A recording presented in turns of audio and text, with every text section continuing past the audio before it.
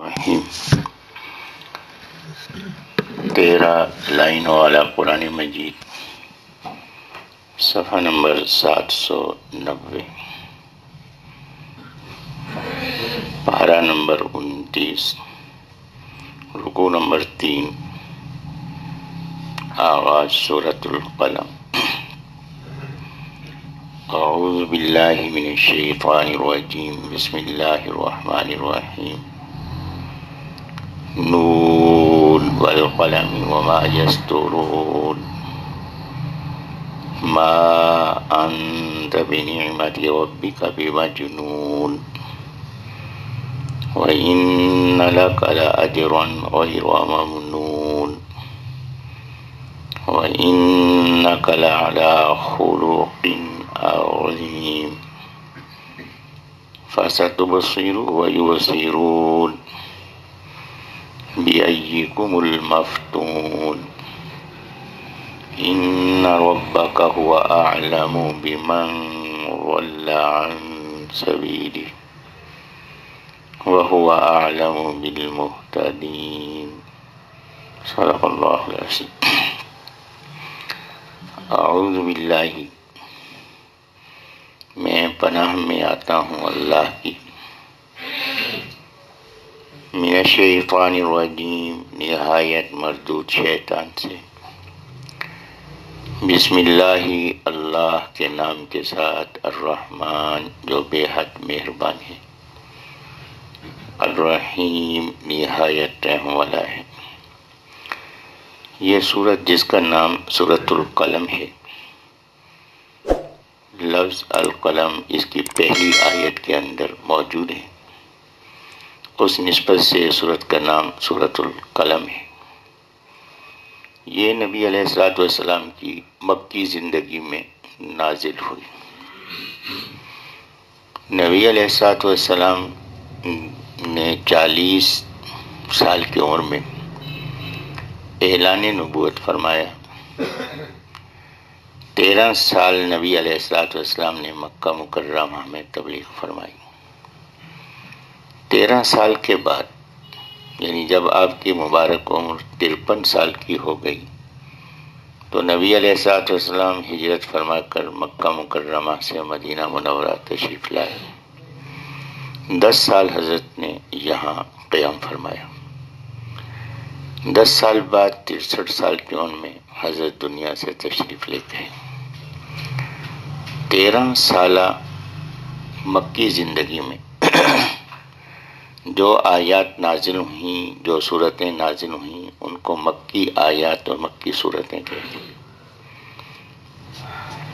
اور جو آیات اور صورتیں حضرت کی مدنی زندگی میں نازل ہوئیں، ان کو مدنی صورتیں کہتے ہیں، چاہے وہ مکہ مکرمہ ہی میں کیوں نہ نازل ہوئی ہو۔ حضرت فتح مکہ کے موقع پہ تشریف لائے۔ اس سے پہلے 7 ہجری میں نبی علیہ الصلوۃ والسلام عمرے کے لیے تشریف لائے۔ 6 ہجری میں عمرے کے لیے تشریف لائے، عمرہ نہیں ہوا، واپس تشریف لے گیا تو راستے میں سورۃ الفتح نازل ہوئی۔ اگرچہ وہ مکہ مکرمہ کے قریب نازل ہوئی، لیکن اس کو مکی کی بجائے مدنی صورت کہتے ہیں کہ نبی علیہ السلام کی مدنی زندگی میں نازل ہوئی۔ تو یہ مکی اور مدنی کی تقسیم نبی علیہ الصلوۃ والسلام کے قیام کے اعتبار سے ہے کہ چاہے حج کے موقع پہ 10 ہجری میں حضرت نے حج فرمایا، حج کے موقع پہ جو آیات نازل ہوئیں ان کو بھی مدنی آیات کہا جاتا ہے، کیونکہ زندگی حضرت کی وہ مدنی ہے۔ تو نبی علیہ السلام کی نسبت سے یہ تقسیم ہے۔ جہاں تک ترتیب نزول کا تعلق ہے، یہ سورۃ القلم ابتدائی نازل ہونے والی سورتوں میں سے ہے۔ نبی علیہ الصلوۃ والسلام پر جو سب سے پہلی وحی نازل ہوئی، وہ پارہ نمبر 30 کی سورۃ العلق کی پہلی 5 آیتیں ہیں۔ تو یہ سورۃ الفلق کی پہلی 5 آیتیں یہ حضرت پہ سب سے پہلے نازل ہوئی۔ قرآن مجید جس ترتیب سے نازل ہوا، اس ترتیب سے ہمارے سامنے موجود نہیں۔ قرآن مجید کی سب سے پہلے نازل ہونے والی آیات سورۃ العلق کی پہلی 5 آیات ہیں۔ اور قرآن مجید کی سب سے آخر میں نازل ہونے والی آیت یہ سورۃ البقرہ کے آخری رکوعوں میں، رکوع نمبر 38 کی آخری آیت ہے، وَاتَّقُوا يَوْمًا تُرْجَعُونَ فِيهِ إِلَى اللَّهِ ثُمَّ تُوَفَّىٰ كُلُّ نَفْسٍ مَا كَسَبَتْ وَهُمْ لَا يَعْلَمُونَ وَهُمْ لَا يُظْلَمُونَ۔ تو وَاتَّقُوا يَوْمًا تُرْجَعُونَ فِيهِ إِلَى اللَّهِ ثُمَّ تُوَفَّىٰ كُلُّ نَفْسٍ مَا كَسَبَتْ وَهُمْ لَا يُظْلَمُونَ، کہ یہ سب سے آخری آیت، اور اس پہ ربط پہ تھوڑا سا غور اگر فرمایا جائے، پہلی آیات اقرأ بسم ربک الذی خلق، تعارف ہے کس کا؟ خالق کا تعارف ہے، کہ اللہ کی توحید، کہ اے انسان تو تیرے بنانے میں اللہ کا کوئی شریک نہیں، تجھے پیدا کرنے میں اللہ کا کوئی شریک نہیں، تو لہٰذا تو بھی اللہ کے ساتھ کسی کو شریک مت بنا، کہ اللہ نے تجھے پیدا کرنے میں اپنا کسی کو شریک نہیں بنایا، کہ اللہ ہی تیرا خالق ہے۔ جب خالق وہی ہے، اکیلا ہے، تو معبود بھی وہی اکیلا ہونا چاہیے۔ تو سب سے پہلی چیز جو ہے جو نازل ہوئی ہے اس میں اللہ کا تعارف ہے، اور دوسری بات اس کے اندر انسان کا امتیاز ہے، کہ حضرت آدم علیہ نبینا علیہ السلام کو مسجود الملائکہ جو بنایا گیا، کہ فرشتوں کو حکم دیا گیا کہ آدم علیہ السلام کو سجدہ کرو، وہ کیا امتیاز تھا جس کی وجہ سے آدم علیہ السلام کو سجدہ کیا گیا؟ وہ امتیاز ہے علم، کہ اللہ نے علم عطا فرمایا آدم علیہ السلام کو، صرف علم ہی نہیں بلکہ آدم علیہ السلام کو علم عطا فرمایا، اور اس علم سے مزید نتائج نکالنے کی صلاحیت عطا فرمائی، اجتہادی صلاحیت عطا فرمائی۔ اس کی وجہ سے آدم علیہ السلام مسجود الملائکہ ہوئے۔ تو یہاں جو پہلی 5 آیات نازل ہوئیں ان میں اللہ کا تعارف اور انسان کا امتیاز جو علم ہے اس کا ذکر فرمایا، اور جو آیت سب سے آخر میں نازل ہوئی وہ آخرت سے متعلق ہے۔ تو معلوم ہوا کہ عقیدہ کہاں سے شروع ہوگا؟ اللہ کی وحدانیت سے، اور کہاں اس کی تکمیل ہے؟ وہ ہے آخرت پر۔ اور یہ توحید اور آخرت، اس کے لیے جو باتیں ماننا ضروری ہیں، سب سے پہلی چیز وہ ذریعہ ماننا ضروری ہے جس کے ذریعے سے توحید اور آخرت پر ایمان ہوگا۔ اور وہ ذریعہ کیا ہے؟ وہ ذریعہ ہے نبوت اور رسالت کا۔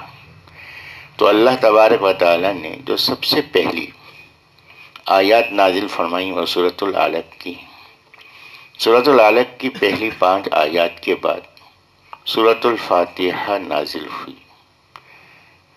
نماز کا حکم پہلی وحی کے ساتھ ہی شروع ہو گیا، تو نبی علیہ السلام نے وضو بھی سیکھا، اور نبی علیہ السلام نے نماز بھی سیکھی۔ سورۃ الفاتحہ نازل ہوئی تاکہ اس کو نماز میں پڑھنا شروع کیا جائے۔ تو سب سے پہلی سورت جو نازل ہوئی ہے وہ سورۃ الفاتحہ ہے۔ وحی کے لحاظ سے، ترتیب کے لحاظ سے دوسری، پہلی وحی سورۃ العلق کی پہلی 5 آیات، اس کے بعد سورۃ الفاتحہ۔ لیکن سورۃ العلق مکمل نازل نہیں ہوئی، سورۃ الفاتحہ مکمل نازل ہوئی۔ تو اس لیے سب سے پہلی مکمل نازل ہونے والی سورت سورۃ الفاتحہ ہے، اور قرآن مجید میں سب سے آخر میں مکمل نازل ہونے والی سورت سورۃ النصر ہے۔ بسم اللہ الرحمن الرحیم، اذا جاء نصر اللہ والفتح۔ تو مکمل صورت جو سب سے پہلے نازل ہوئی سورۃ الفاتحہ، اور مکمل صورت جو سب سے آخر میں نازل ہوئی وہ سورۃ النصر ہے۔ تو اللہ تبارک و تعالی نے سورۃ العلق کی پہلی 5 آیتیں نازل فرمائیں۔ اس کے بعد نبی علیہ السلام پر سورۃ الفاتحہ نازل ہوئی۔ سورۃ الفاتحہ نازل ہونے کے بعد پھر سورۃ المزمل، اس کا پہلا رکوع نازل ہوا ہے، اور اس کے بعد جو تیسری وحی نازل ہوئی ہے، چوتھی ہو گئی ترتیب کے لحاظ سے، وہ سورۃ القلم ہے۔ تو یہ صورت ابتدائی نازل ہونے والی صورتوں میں سے ہے۔ نبی علیہ الصلوۃ والسلام نے جس وقت دعوت کا کام شروع فرمایا تو مخالفین نے نبی علیہ الصلوۃ والسلام کے بارے میں اعتراضات کیے۔ ان اعتراضات میں ایک اعتراض یہ تھا کہ نبی پاک صلی اللہ علیہ وسلم پہ دیوانگی کے اثرات ہیں۔ نبی علیہ السلام جو بات یہ فرما رہے ہیں، یہ باتیں جو کر رہے ہیں، یہ عجیب و غریب بات ہے۔ تو یہ نعوذ باللہ من ذالک دیوانگی کی کیفیت ہے جو حضرت پر طاری ہوئی ہے۔ مختلف انداز سے کبھی آپ کو کاہن کہا گیا، کبھی آپ کو شاعر کہا گیا، کبھی آپ کو مجنون کہا گیا، اور یہ جملہ استعمال ہوتا تھا یا ایھا الذی نزل علیک الذکر، نزل علیہ الذکر فإنک مجنون، کہ اے وہ شخص کہ جس پر یہ قرآن نازل ہوا ہے، تیرا دعویٰ ہے کہ مجھ پہ قرآن نازل ہوا، انک لمجنون، تو دیوانہ ہے۔ یہ جملہ عام تھا۔ نبی علیہ الصلوۃ والسلام کو یہ لفظ حضرت کے لیے استعمال کیا گیا۔ نبی علیہ الصلوۃ والسلام کے بارے میں اللہ تعالیٰ نے یہاں وضاحت فرمائی، اور اس سے پہلے یہ بات بھی عرض کر دوں کہ دو باتیں ذہن میں رہنی چاہیے۔ ایک بات یہ کہ پورا ماحول اور جو معاشرہ تھا وہ شرک میں ڈوبا ہوا تھا۔ نبی علیہ السلام نے جو توحید کی دعوت دی تو پورے ماحول سے مختلف بات تھی۔ حضرت کے اپنے قریش ہی کے اندر عمرو بن لوہی حضرت سے صدیوں پہلے، یہ قریش کا بہت بڑا سردار تھا، یہ کہیں گیا متاثر ہو کر آیا، اس نے آ کے یہ بت پرستی کی تعلیم دی، بت پرستی کا آغاز ہوا۔ یہ آغاز بت پرستی کا پھر صدیوں کے اندر بڑھتا چلا گیا، یہاں تک کہ بیت اللہ اور مسجد حرام کے اندر 360 بت رکھے گئے، اور گرد و نواح کے اندر بھی مختلف علاقوں کے اندر یہ بت خانے تعمیر ہوئے۔ طائف کے اندر بہت بڑا بت خانہ تھا، تو اسی طرح دیگر مقامات پر یہ بت خانے بنائے گئے۔ تو پورا ماحول شرک کا ماحول تھا۔ ہمیں اس دور کے اندر جو مثالیں ملتی ہیں کہ شرک سے بچنے والے، کہ دو مثالیں زیادہ تر ہمارے سامنے آتی ہیں۔ ایک یہ کہ حضرت ورقہ بن نوفل جو حضرت خدیجہ الکبریٰ رضی اللہ عنہا کے چچا زاد ہیں، وہ بیزار ہوئے شرک کے ماحول سے۔ یہاں سے وہ ملک شام گئے کہ حق کی تلاش کروں، تو اس وقت جو صحیح مذہب تھا وہ عیسائی مذہب تھا، تو عیسائی مذہب کو انہوں نے جا کے اختیار کیا، اور پھر یہاں کے توحید کو اختیار فرمایا۔ دوسرا شخص زید بن عمرو بن نفیل، یہ حضرت عمر رضی اللہ عنہ کا چچا زاد ہے، اور حضرت عمر رضی اللہ عنہ کے بہنوئی سعید رضی اللہ عنہ جو عشرہ مبشرہ میں ہیں، یہ ان کا والد ہے۔ تو زید بن عمرو بن نفیل مسجد حرام میں بیٹھتے، لوگوں کو دیکھتے کہ وہ آتے جانور بتوں کے نام پہ قربان کرتے، تو فرمایا کرتے تھے کہ عقل سے کام لو، اس بت پہ تم اس کو قربان کر رہے ہو، یہ اس کا خالق نہیں ہے، قربان کرنا ہے تو اس کے نام پہ قربان کرو جس نے اس کو پیدا کیا ہے، اور وہ اللہ ہے۔ دوسرا کام ان کا یہ تھا کہ وہ مکہ مکرمہ سے باہر تشریف لاتے تھے اور پہاڑیوں کے درمیان کھڑے ہوتے ہاتھ پھیلا دیتے، چہرہ آسمان کی طرف کرتے، کہتے کہ اے اس کائنات کے پیدا کرنے والے، تو ہے، تو نے کائنات کو بھی پیدا کیا، تو نے مجھے بھی پیدا کیا، انسان کو پیدا کرنے والا بھی تو ہے، لیکن اے میرے پیدا کرنے والے، تو کون ہے؟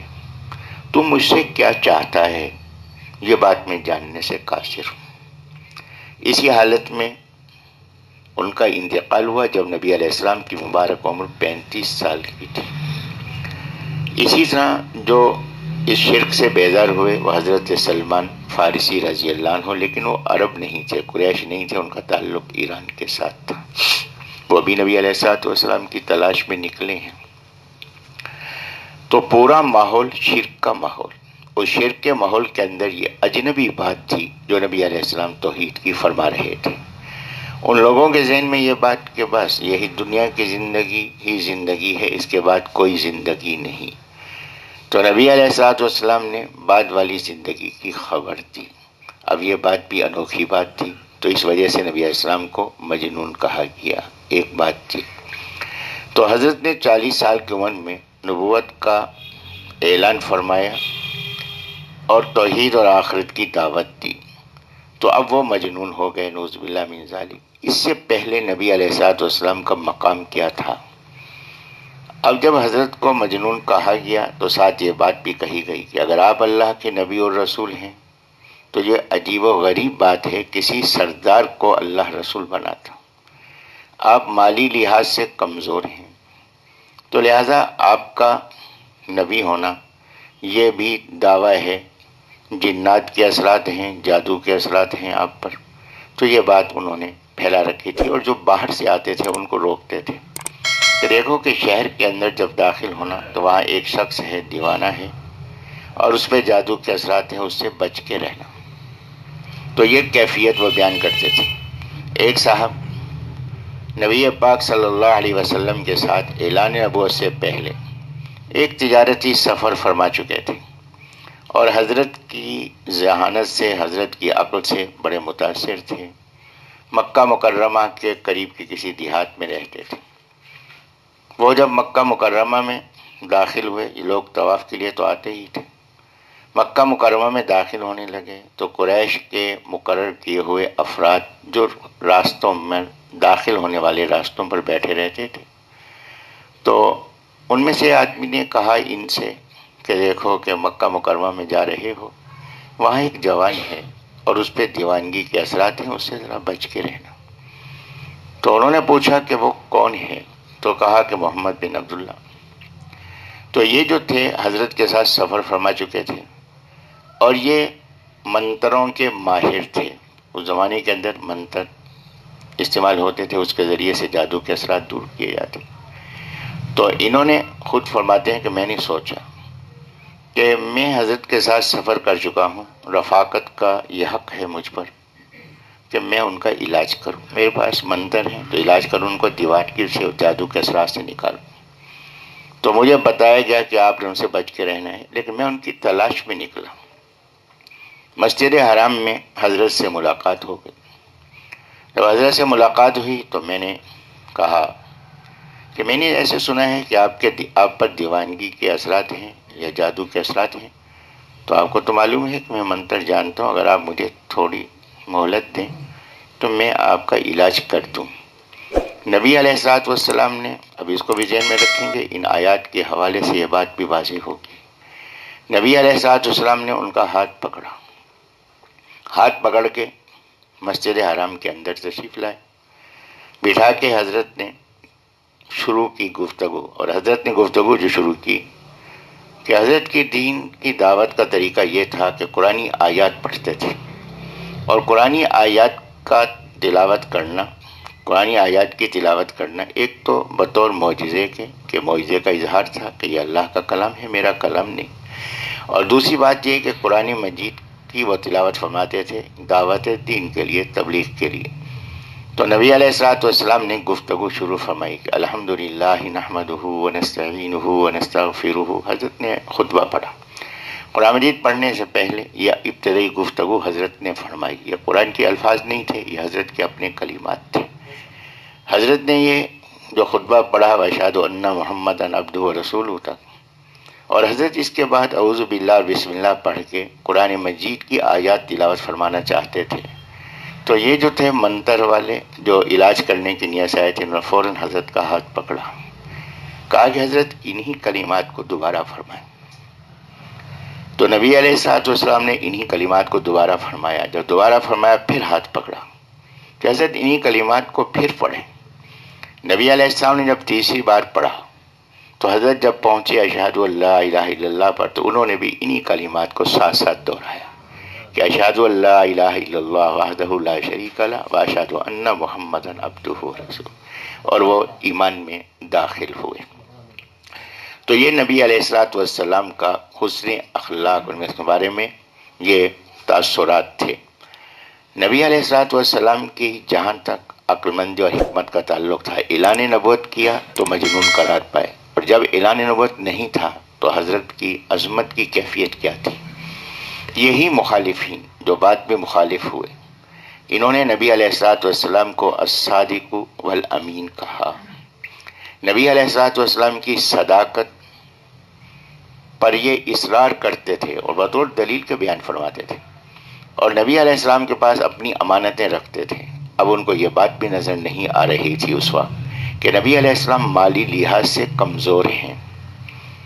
نبی علیہ الصلوۃ والسلام کی مالی بے نیازی کی کیفیت یہ تھی کہ حضرت خدیجہ الکبریٰ رضی اللہ عنہا جو انتہائی مالدار خاتون تھیں، حضرت کا نکاح ہوا. ان کی یہ کوشش رہی کہ نبی علیہ الصلوۃ والسلام میرا مال استعمال فرمائیں، لیکن حضرت اس سے گریز فرماتے تھے. تو خدیجہ رضی اللہ عنہا کے ذہن میں یہ بات آئی کہ اس کے دو سبب ہو سکتے ہیں. ایک سبب یہ ہو سکتا ہے کہ معاشرے کے لوگوں کو اعتراض ہو، اور دوسرا سبب یہ ہو سکتا ہے کہ حضرت کے ذہن میں یہ بات ہو کہ خدیجہ کا مال اس کے اندر حرام کی آمیزش ہے. یہ دو باتیں تھیں کہ اس کی وجہ سے شاید حضرت استعمال نہیں فرما رہے ہیں. ہاں، نبی علیہ الصلوۃ والسلام نے ان کی ملکیت میں سے ایک چیز ہے جو خود مانگی ہے، وہ ہیں حضرت زید بن حارثہ رضی اللہ عنہ. یہ خدیجہ الکبریٰ رضی اللہ عنہ کے غلام تھے. نبی علیہ السلام نے خود کہا کہ یہ بچہ مجھے دے دو، تو خود مانگا. اور اس کے اندر کتنی حکمتیں ہیں یہ باتیں بعد میں ظاہر ہوئیں. تو حضرت خدیجہ الکبریٰ رضی اللہ عنہ نے اس زمانے میں کرنسی، نوٹ تو ہوتے نہیں تھے، سونا اور چاندی تھا. کرنسی کے طور پر سونا چاندی کا استعمال ہوتا تھا. تو سونا چاندی کا اپنے گھر کے اندر ڈھیر لگایا. ڈھیر لگانے کے بعد قریش کے بڑے بڑے سرداروں کو بلایا. جب وہ سب سردار جمع ہو گئے، نبی السلام بھی تشریف فرماتے، تو کہنے لگے کہ میں آپ سب سے پوچھتی ہوں کہ یہ مال جو اس وقت آپ کے سامنے ہے یہ کس کی ملکیت ہے؟ تو سب نے کہا کہ یہ آپ کی ملکیت ہے. کہا کہ اس کے اندر کسی کی آمیزش، حرام کی آمیزش، ناجائز ذریعے کی آمیزش یا کسی کا کوئی حق؟ سب نے کہا کہ نہیں. ان کا لقب بھی طاہرہ تھا، تو ایمان سے پہلے بھی ان کا لقب طاہرہ تھا. تو لہٰذا آپ طاہرہ ہیں اور آپ کے مال میں آمیزش کیسے ہو سکتی ہے؟ فرمایا کہ اس مال کی میں مالک ہوں، کیا مجھے حق حاصل ہے کہ میں جس کو چاہوں یہ مال اس کی خدمت میں پیش کر دوں؟ کہا کہ اس کے اندر کیا شک اور شبہ کی گنجائش ہے؟ کہا کہ میں تمہارے سامنے اعلان کر رہی ہوں کہ حضرت اس کے مالک ہیں، جس طرح چاہیں اس کو استعمال فرمائیں. یہ کیفیت تھی نبی علیہ الصلوۃ والسلام کے بارے میں، اور سب اس کی تائید کر رہے تھے. اعلان نبوت نہیں ہوا ابھی، تو سب اس کی تائید کر رہے تھے. یہ 25 سال کی حضرت کی عمر ہے، اور اس کے 15 سال بعد حضرت نے اعلان نبوت فرمایا کہ وہ شخص جو الصادق الامین اور نہایت حکمت والے. اسی میں ایک مختصر سی بات عرض کر دوں، باقی انشاءاللہ باتیں کل ہوں گی. نبی علیہ السلام کی مبارک عمر 35 سال کی تھی، تو فیصلہ ہوا کہ اس بیت اللہ کو بوسیدہ ہو گیا ہے، گرا کے دوبارہ تعمیر کیا جائے. لہٰذا حجر اسود کو اتار کے رکھ دیا گیا، عمارت گرا دی گئی، تعمیر مکمل ہوئی. جب حجر اسود رکھنے کا وقت آیا، اب ہر سردار کی یہ خواہش تھی کہ میں اپنے ہاتھ سے حجر اسود اس جگہ رکھوں. اب اس پہ لڑائی ہوئی. امکان تھا کہ اختلاف بڑا امکان تھا کہ گردنیں کٹ جاتی، مسجد حرام کا تقدس مجروح ہوتا. اس حالت میں کسی سمجھدار نے کہا کہ دیکھو کہ یہاں لڑنا مناسب نہیں، حدود حرم کو مجروح کرنا اس کی ناموس کو، اس کے تقدس کو مناسب نہیں. اس بات پہ اتفاق ہو گیا کہ ہم کل صبح اندھیرے میں آ کے بیٹھ جائیں، اور ہمارے بعد سرداروں کے علاوہ جو شخص سب سے پہلے اندر داخل ہو اسی کو اپنا ثالث مقرر کر دیں، اور جو فیصلہ کرے اس کو قبول کر لیا جائے. جب یہ بیٹھ گئے دوسرے دن صبح کے وقت میں، تو سردار صاحب بیٹھے ہوئے تھے کہ سب سے پہلے مسجد حرام میں جو داخل ہوئے ہیں وہ نبی پاک صلی اللہ علیہ وسلم ہیں. ابھی اعلان نبوت کو 5 سال رہ گئے. داخل ہوئے، یہ سارے خوش ہو گئے اور خوش ہو کے نعرہ لگایا کہ الصادق والامین تشریف لائے ہیں اور یہ فیصلہ صحیح ہوگا. یہ تھا حضرت پر اعتماد. نبی علیہ الصلوۃ والسلام کے سامنے معاملہ پیش کیا گیا۔ حضرت نے کہا کہ جہاں جسد پڑا ہے وہاں حضرت تشریف لے گئے۔ یہ حضرات ساتھ تھے۔ حضرت نے اپنی مبارک چادر نیچے بچھائی، حجر اسود اپنے مبارک ہاتھوں سے اٹھا کے اس چادر پہ رکھا۔ اب تمام سرداروں سے کہا کہ اس کے کونے پکڑو، کونے پکڑ کے چلو۔ اب سب کونے پکڑ کے چلے اور اس مقام پہ پہنچے جہاں اس کو لگانا تھا، تو کہا نیچے رکھ دو۔ نیچے رکھ دیا۔ حضرت نے اپنے مبارک ہاتھوں سے اٹھا کے اس کو اپنی جگہ پہ رکھ دیا۔ تمام سردار بھی اس پہ خوش ہو گئے کہ نبی علیہ الصلوۃ والسلام کی حکمت اور حضرت کی دانائی، اس کی تعریف کرنے لگے۔ اب حضرت کا ایک طرف مقام یہ تھا اعلان نبوت سے پہلے، لیکن جیسے حضرت نے اعلان نبوت فرمایا تو یہ سب لوگ مخالف ہو گئے اور اس قسم کے مختلف الفاظ حضرت کے لیے استعمال کیے کہ میں ایک لفظ مجنون کا استعمال کیا کہ حضرت پہ دیوانگی کے اثرات ہیں۔ تو اللہ تبارک و تعالیٰ نے اس کا رد فرمایا اور حضرت کی عظمت کو واضح فرمایا، جس پہ انشاءاللہ کل گفتگو ہوگی۔ اللہ مجھے بھی آپ کو بھی حضرت سے وہ محبت نصیب فرما دے جو حضرات صحابہ کرام رضی اللہ عنہم کو تھی۔